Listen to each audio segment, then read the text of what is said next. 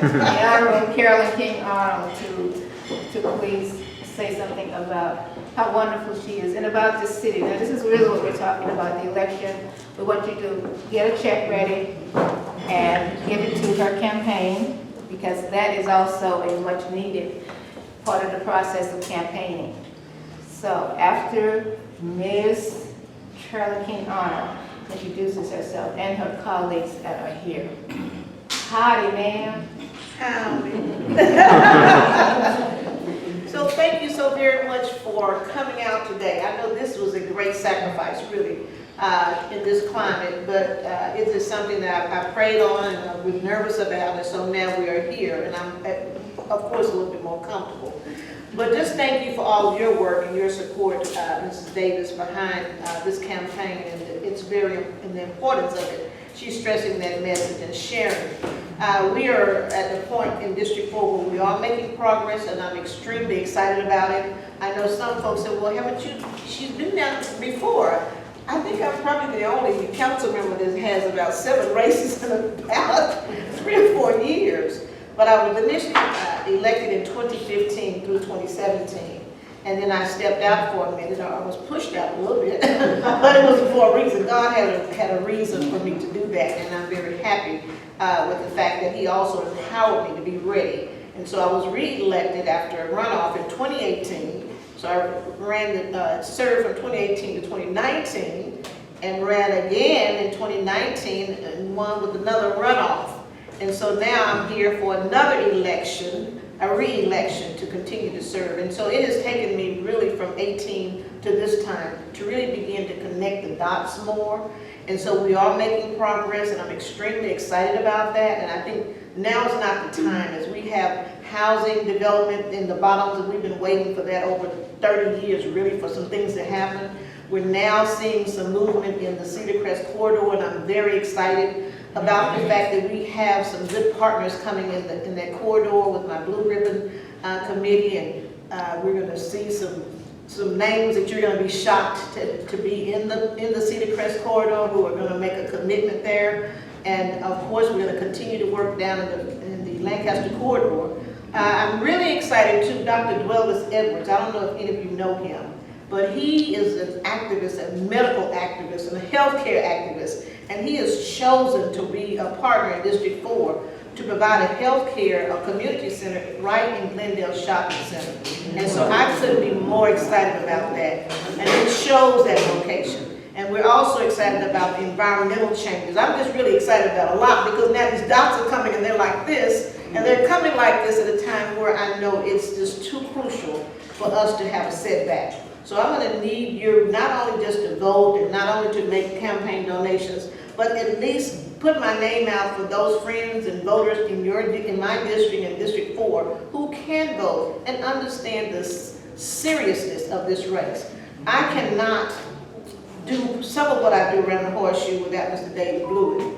So he came on as really my partner, and actually before pandemic, he was identified by Mr. Tennell Atkins, who was over the Economic Development Committee, to be my partner in District 4. Because I needed him to come to the other side and understand there are things that we have to live with that he would not live with and his constituents would not live with. And I needed him to understand the struggle as we talk about equity, fairness, but most of all equity. And then it also helps you to understand why Mr. Robert Petrie, who lives in District 4, also keeps pushing us as leaders and pushing us so that we can get not only you, Mr. Blewett, but the others around the horseshoe. It takes 8 of us to make decisions that will be a revolutionary change. So I'm happy that he's here. Mr. Chad West was here today. He's in the middle of a runoff, a re-election. And of course, Adam Madrano has served his 8 years, and he's was not able to stay, but they all support me. And we don't always come across all the time, but most of the time, you're in line. I was going to say you were in line, but all right. Anyway, I appreciate you all making the sacrifice to be here today. And once again, thank you to the Kelly firm, the foundation, just the support that you've given us. And of course, his mom, Miss Kelly, I just love her dearly. But she also makes those footprints that we know are so important as women in the area that we're in now, trying to make a change and to serve others. So we really need the support to women, supporting women, because so many times we kind of drop the ball because some of us spend more time trying to figure out what you wear and what you're not wearing, and we're missing the boat. So we need women to work together in this particular race to help return me, and I'm the only African American woman on the council. There are 4 women, and I'm the only African American. So I thank you, Ms. Irma Hall. I wish we had an opportunity to have you come down to City Hall and give us a reading on the importance of supporting not only women, but African American women, and supporting those leaders who stand up to the plate to fight the injustices that we have to experience in the city. But we're going to make it a great city. Yes. All right? All right. Thank you so very much, and I will be here. Sometimes I kind of talk a little bit too much, but that's just who I am. All right. All right. Thank you so much for coming. Thank you. Thank you. Well, I'll stand up because you did, Ms. Arnold. But, she kind of stole some of my thunder. My name is David Blue. I'm recently elected. First time I didn't go through the route that she did, but I got elected in 2019. I replaced a guy by the name of Philip Kingston, who'd been here for a while. And truthfully, I ran because I thought there was a different way that our council could work together. Wonderful. And when you talk about us being partnered, I couldn't be more happy. Because if you know my district, it is downtown, right here. It is the uptown area. It is a little bit of Oak Lawn, and then of course on the other side of Central Expressway in the old East Dallas neighborhoods. So I've got a very different district than she does.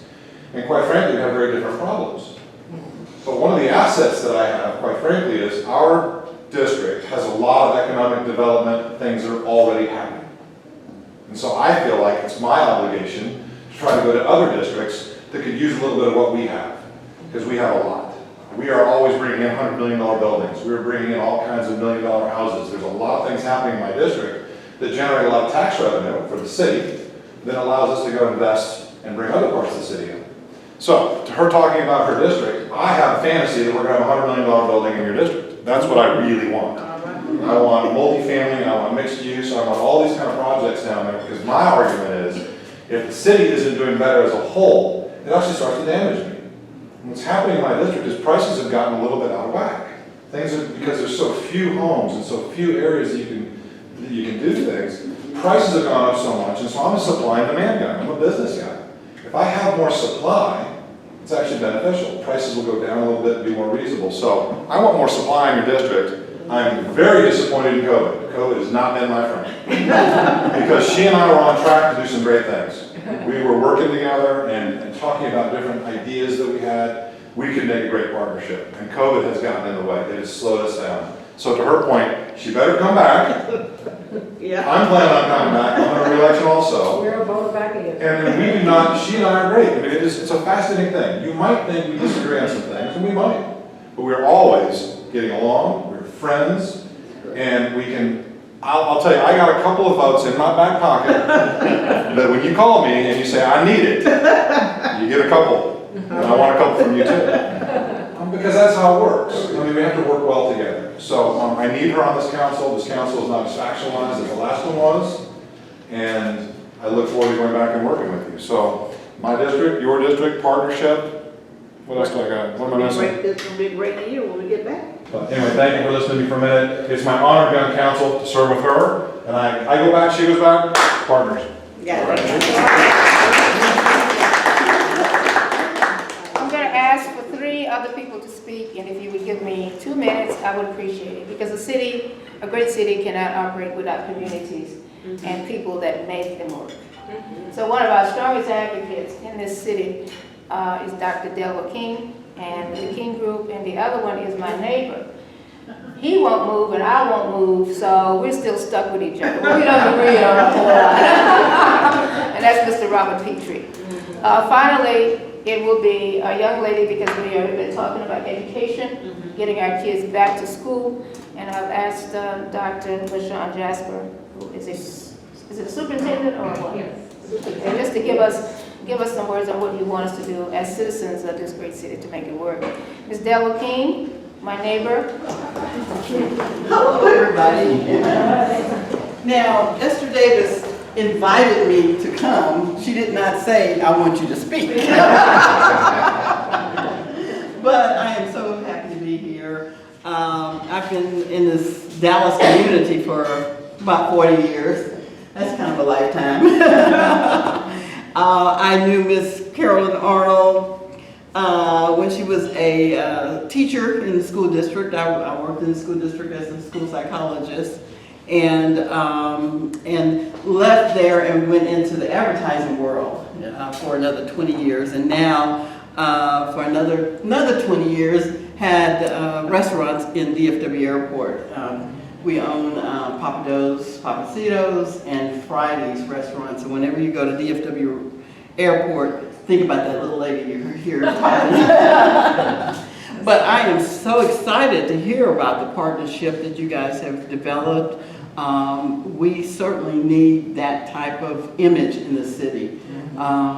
We need, I worked in East Oak Cliff for most of those 20 years. So I know that community very well, and it has been just about the same since, 20, 40 years ago. But I hear good things that are about to happen, and we need Carolyn back in office so that she can do the great things that we need to see in that city. Mr. Robert Petrie. Good evening. It's a pleasure to be here. Carolyn is a great person, as a council person, as a human being. I have property in her district and other districts too, but she's one of my favorite people.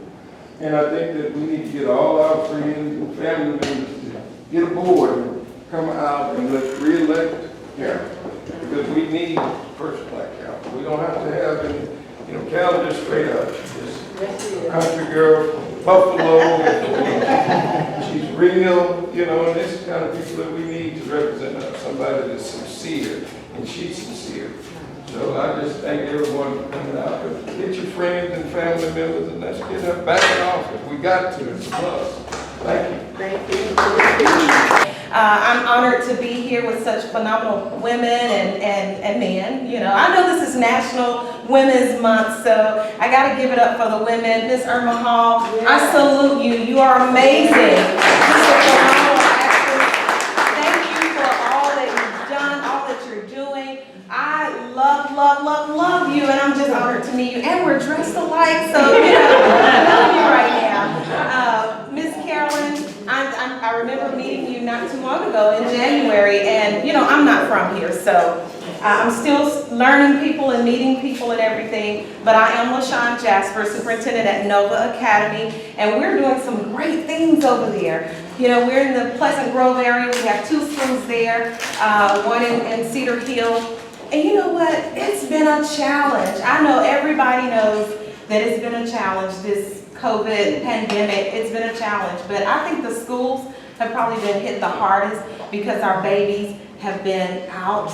And TEA did a survey recently, and they said that it's about 7 to 12 months of learning that's been lost. Think about that, 7 to 12 months. That's like a whole year's worth of learning that's lost. And so we have to do whatever it takes to get them back in school and get them back learning again. We had a challenge of making sure that we could reach all of our students, and guess what? It's been hard. Some of them have gone out of state, out of the country, Mexico, different places, and we still haven't reached all of them.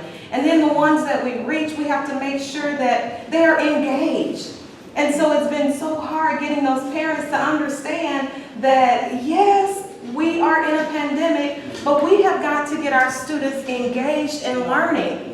And so I don't know if they feel like, oh, well, it's not gonna count, but guess what? It's gonna count.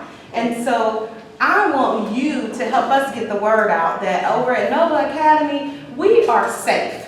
We're wearing our masks, Governor Abbott, okay, you said no mask and all that, no social distancing. We're not listening to him. We're going by what we need to do, and that means we are wearing our masks, we are social distancing, we have shields, sneeze guards on our desks, We wear face shields. We are practicing safety over there. We are partnering with Tom Thumb and Albertsons Pharmacy to ensure that all of our teachers are vaccinated. That is key, because guess what? If we have a teacher or someone that's sick in the educational field, we've got a lot of contact tracing to do, right? Yeah. So we're gonna make sure that everybody is safe. We just need our babies back in school. We need them learning. That face-to-face is so important. We partnered with TEA and different programs to make sure that we have all the materials and things that the teachers need in order to be successful. So I don't want to stay here all day. I could go on and on and on. I'm very passionate about education, but we need you to partner with us and make sure that we get that word out and that we are encouraging parents to get those babies back in school. You know, we have about 75% of our students that are still virtual. So that means that out of those 75%, imagine how many that are not fully engaged. Now we're going above and beyond to ensure that they all have computers, they all have, the laptops, Chromebooks, hotspots, you name it. We've spent a lot of money to ensure that our students are engaged and learning, but it takes a village. So we're reaching out to the Ministerial Alliance, the Chamber of Commerce, the City Council. Get that word out. Get these babies back in school because we need them in person. It's nothing like face-to-face. And it's been a challenge for our teachers as well. Trying to teach online, teach little Johnny in the classroom, social distance, all of that. So it's been a challenge, not just at our campus, but all over the world. It's been a challenge. And we know that, a lot of people are trying to survive, and that's great. We get it. We understand that. But while you're surviving, send those babies back to school. Let them know that they need to be taught that one-on-one, that face-to-face. And I welcome them with open arms and make sure they're safe and that they are well trained and they're taught at the highest level with best practices, because that's our goal. So that's what we want. Thank you so much. She's a leading lady in our country, and this is Helen Giddings. I'm delighted to be here to have an opportunity to pay tribute to two of my favorite people, Carolyn Arnold and Irma. So it's wonderful to be here with you, and this is Women's History Month. And of course, I chair a couple of initiatives for Black women in particular. Black Women Empowering Black Women and the Women's Leadership Summit. And a couple of the things we do is we help prepare women to run for office. A lot of people want to run, they don't know what to do, they don't know how to do it. We don't charge, we just invite those women who want to come. And secondarily, we have a program to place women on boards from nonprofits all the way to for-profits, and that is going very well. You may have seen that Mary Sias and Stephanie Nellens-Page recently went on the board of Texas Southern University Board of Regents, and both of those people came from our program. They were our recommendation. And I've got to get with Councilwoman Arnold here because Mayor Johnson has appointed at least 7 women from our program to boards and commissions over at the city. So any African-American woman who is interested in board service or campaign politics, we're happy to work with you. Would you kindly share with us, for my show, what you have just done? What I have just Yes, done. the number one new thing you have done in business.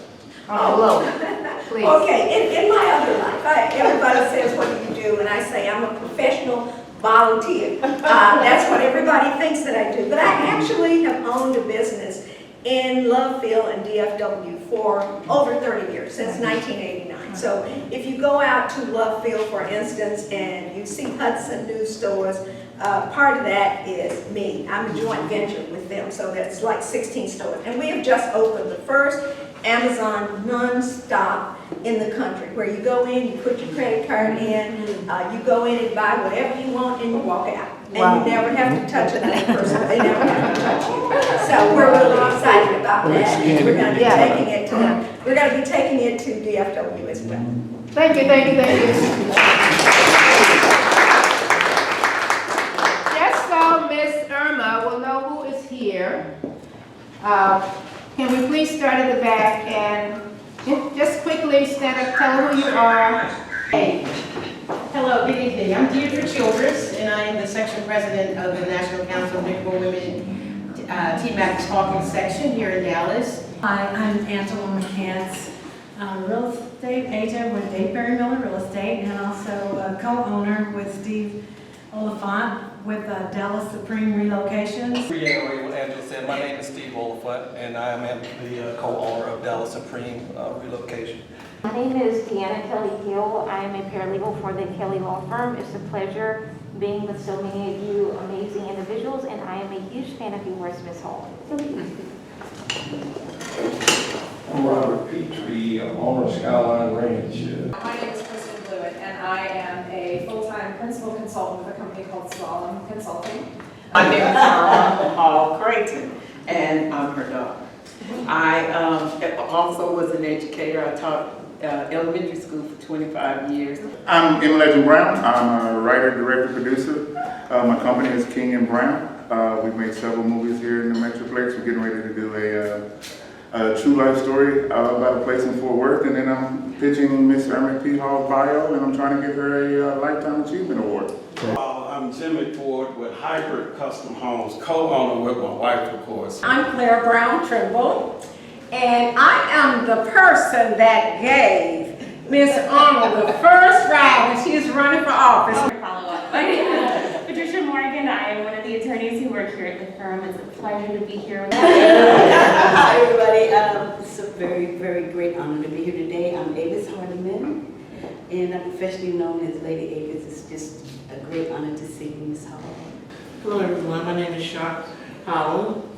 I'm the owner of New Beginnings Placement Consultants. Here we are to highlight of our evening, Ms. Irma P. Hall. I've written a story about her. You can pick up a copy of the entire articles. She has to have credited more than 80 films, and you're adding to that? So just please welcome Ms. Irma P. Hall.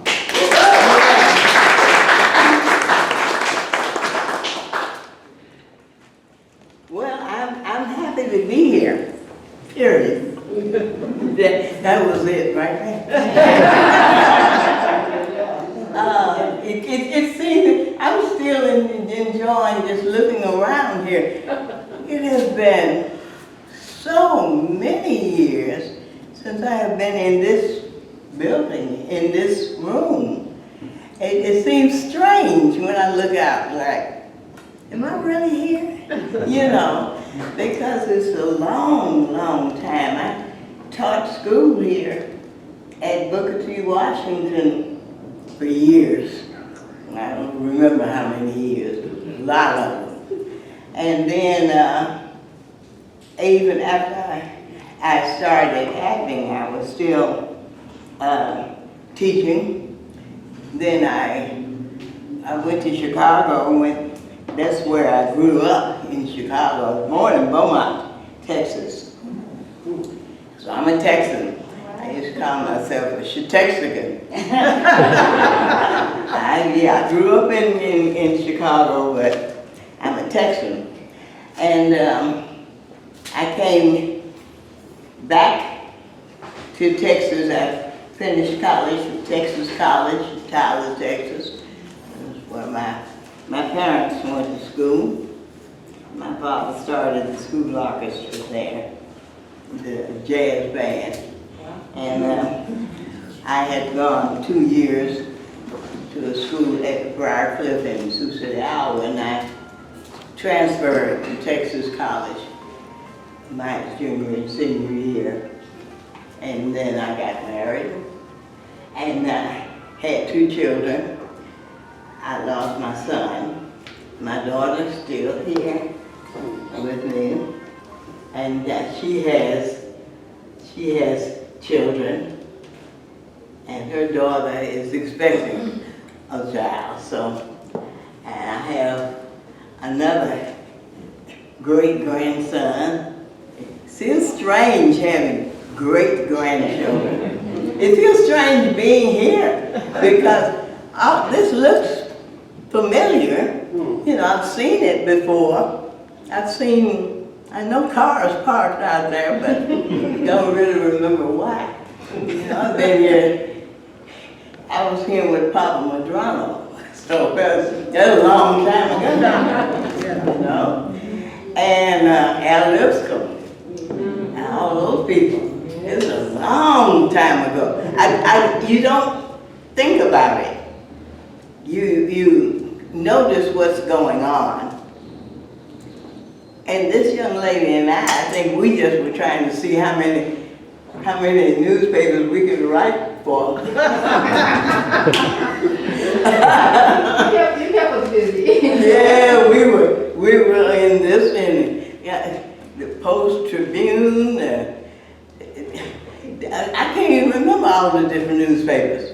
Just where we could get some news in there, what was going on. And it's always been so great to see, to watch the people of Dallas, Texas, to watch how they maneuver, to watch how they got involved in politics, you know.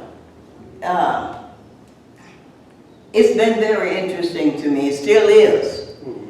I can't remember everybody's names anymore.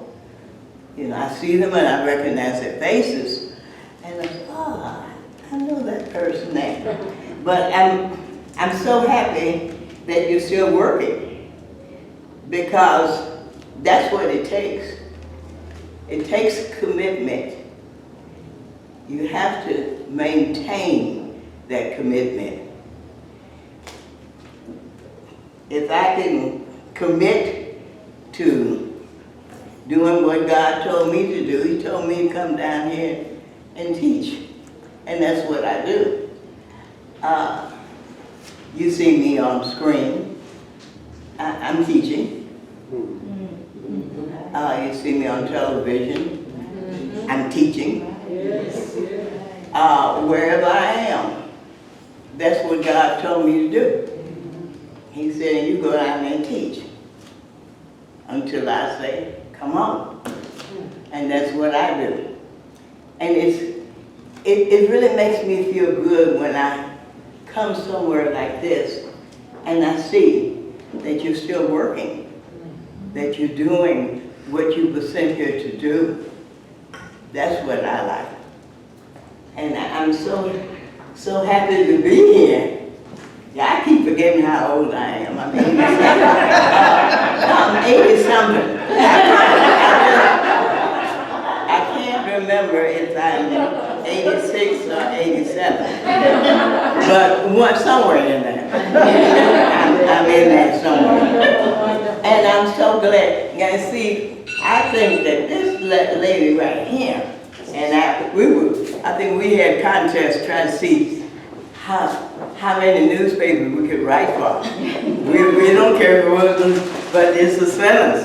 We would write any paper that would put in our little line or two in the paper, you know. Some papers people don't even remember anymore, you know. Dallas Express, do they? No, Dallas Express, the town, across the country, there's something like 200 African-American papers. So we work with all the papers, all the television stations. As a footnote, Black News Channel is now in Dallas. So look up BNC, that's the J.C. Watts channel, is here. So we want to see her on J.C. Watts channel. We have something else for you. Yeah, we have something for you.